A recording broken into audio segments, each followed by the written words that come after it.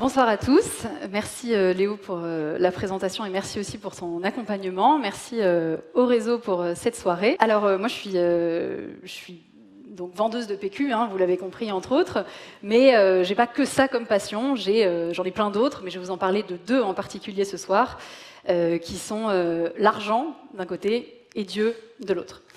Donc je sais qu'on est dans une association apolitique et areligieuse, donc évidemment mon but n'est pas d'évangéliser, mais je pense que vous allez vite le comprendre. Simplement, j'aimerais bien qu'on se questionne ensemble sur qu'est-ce que c'est qu'un bon ou un mauvais dirigeant, et finalement, est-ce que je suis une bonne ou une mauvaise personne? Et je vais me servir d'une phrase biblique qui, moi, à titre personnel, me sert beaucoup, qui est une phrase de Jésus, donc vous voyez que je reste un peu dans le même thème, qui est « Tu ne pourras pas servir deux maîtres, Dieu et l'argent ». Alors, pour que vous resituez un petit peu le contexte et tous mes questionnements, moi j'étais quand même amenée à me poser pas mal de questions parce que mes deux parents sont profs de philo, et je pense sincèrement qu'entre mes 0 et mes 16 ans, je n'ai jamais parlé à un adulte qui travaillait en entreprise. Donc j'avais des profs, des médecins autour de moi, des psys, beaucoup de psys, donc ça me parle un peu. Mais voilà, jamais vraiment rencontré le monde du business. Et surtout, j'avais une petite tendance gauche, voire très très gauche, pas mal de visions marxistes du monde. Et donc j'étais persuadée tous les soirs que c'était le grand soir. Je me suis un peu trompée. Et puis, j'ai été très... pour moi, l'argent avait une vision, une connotation un peu négative. Ça, c'était une de mes caractéristiques. J'ai un peu changé depuis. Et puis, une deuxième caractéristique qui fait vraiment partie de ma personnalité, donc c'est pour ça que j'en parle ce soir, c'est que je ne sais pas trop d'où ça me vient, pour le coup, mais j'ai toujours été croyante. Et donc, j'ai demandé à mes parents de me faire baptiser à 8 ans. Enfin, voilà, des choses qui ont structuré mon fonctionnement. Et tout ça m'a amené finalement à me poser mon premier dilemme, comme on l'a tous, et quand on est salarié, quand on fait tout un tas d'activités, c'est qu'est-ce que je vais faire de ma vie? J'avais 3 options. Soit je devenais prof de philo, ce qui me plaisait bien, mais mes parents voulaient absolument pas. Je pouvais devenir bonne sœur aussi, mais c'était pas hyper en ligne avec mes mœurs de l'époque. Et puis, une troisième option, c'était finalement de me laisser le temps. Je pense qu'on a été nombreux à faire ça. J'ai fait une classe prépa commerciale parce que j'aimais les maths et j'aimais la philo, donc ça se goupillait bien. Et voilà, donc mon premier dilemme a été tranché finalement plutôt par mes parents, qui sont de fait mes premiers patrons, quoi. Voilà, donc ça a été mon premier dilemme, et je suis plutôt allée vers un truc pragmatique, donc si il faut mettre l'argent derrière, c'était ça l'idée. Je sors d'école de commerce, j'ai pas beaucoup de réseau, j'ai toujours pas beaucoup d'argent non plus, et surtout j'ai très peu de compétences. Ce que je sais simplement, c'est que j'ai un peu envie de créer ma boîte. Pareil, je pense qu'on a été nombreux à se dire ça. Et je sais aussi quand même que je veux pas travailler dans un grand groupe parce que j'ai eu des expériences dans un grand groupe et dans des petites boîtes, et je préférais l'ambiance d'une petite boîte. Donc je me dis, c'est pas grave, je ne veux pas créer ma boîte maintenant, de toute façon je ne vois pas ce que je créerai, donc je vais plutôt m'associer avec 2 personnes, en l'occurrence, qui ont déjà créé une boîte, comme ça j'aurai un peu l'avantage de l'entrepreneuriat, mais pas les inconvénients. Donc très pragmatique dans la façon de voir le boulot. Et il y a une part de chance aussi, donc il se trouve qu'on est passé de 3 à 60 très vite, c'était une agence de notation, donc très service, et on est passé de 3 à 60, on ouvre plein de pays, on lève pas mal de fonds, donc un petit côté un peu... Startup Nation, donc plutôt dans la première catégorie dont parlait Armelle. Et là, je me retrouve face à un deuxième dilemme dont je vais vous parler juste maintenant, qui m'invite à choisir entre l'argent et Dieu, d'une certaine manière. C'est les recrutements, parce qu'on recrute en masse des analystes, plutôt profil école de commerce. Et un jour, je me retrouve à faire une promesse d'embauche à une fille qui doit avoir 24 ans, moi j'en avais 25 à l'époque. Et elle m'annonce, après la promesse d'embauche écrite, sinon c'est moins marrant dans l'histoire, qu'elle est enceinte.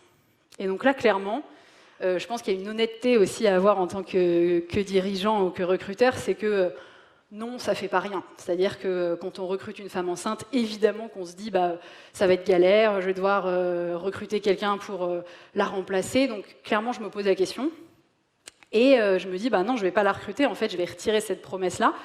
C'est pas très légal en plus, mais en tout cas, je me suis dit, je me voyais pas en fait construire une équipe sur cette base-là. Donc, gros dilemme. Et finalement, quand même, je me retrouve tirée par, je sais pas si c'est la morale ou peut-être une culpabilité tout simplement qui me dit, mais en fait, tu peux pas faire ça parce que j'ai quand même en tête aussi une autre phrase qui est « tu aimeras ton prochain comme toi-même », et finalement ce prochain, je vois bien que c'est elle, et 7 ans après, en plus, je lui ressemble particulièrement, mais voilà, j'ai conscience que c'est le bon choix en faisant ça. Et pourtant, d'un point de vue économique, franchement, c'était pas le meilleur plan, que je crois, parce qu'en fait, c'est quelqu'un qui a créé beaucoup de valeur, parce qu'elle a été hyper fidèle à la boîte, et je pense qu'elle en a beaucoup plus créé que si on n'avait pas eu finalement ce premier échange un peu compliqué. Donc ça, c'était mon deuxième dilemme. Là, j'ai choisi mon maître, vous avez compris, et ça a servi les deux.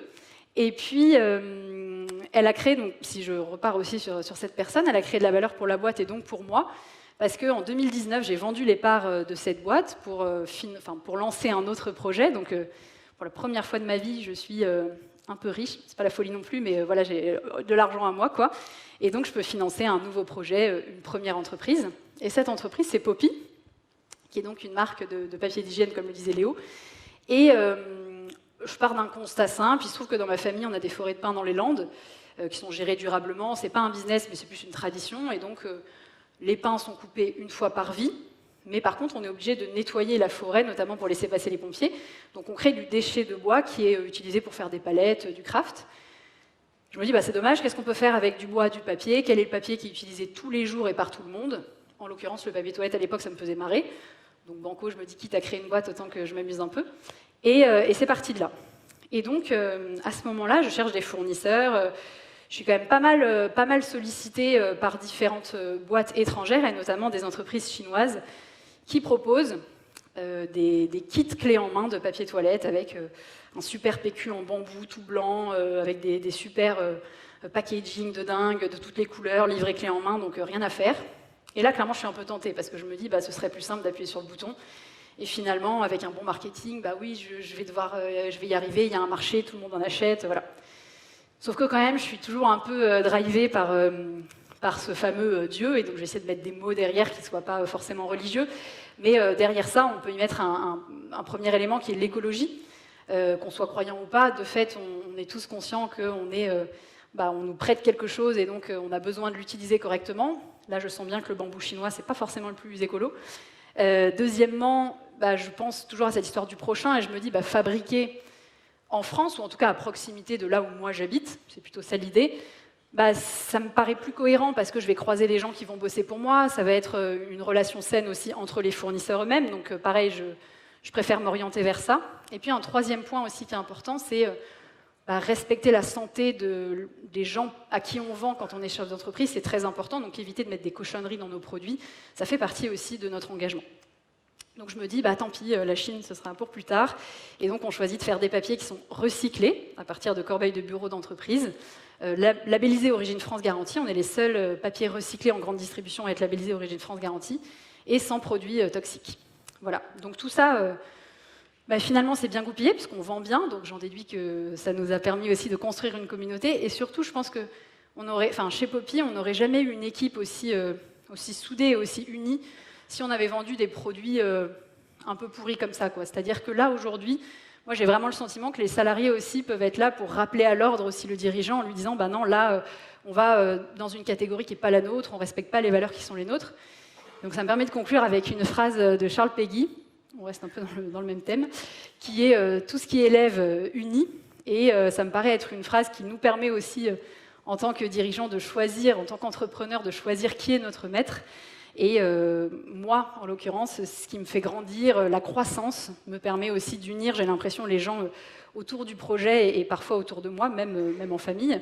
Donc voilà, c'est cette union qui, moi, me paraît fondamentale pour trancher. Et comme c'est quand même un peu mon métier aussi de faire de la communication, on va s'unir autour d'un petit selfie. Mais là, je ne vous verrai pas bien, je pense. Vous allez devoir dire Poppy, parce que comme ça, vous serez tous sourire. Ah, trop bien. Donc je vais à 3, vous dites tous Poppy. Vous êtes prêts? 1, 2, 3, Poppy! Merci à tous. Bonne soirée.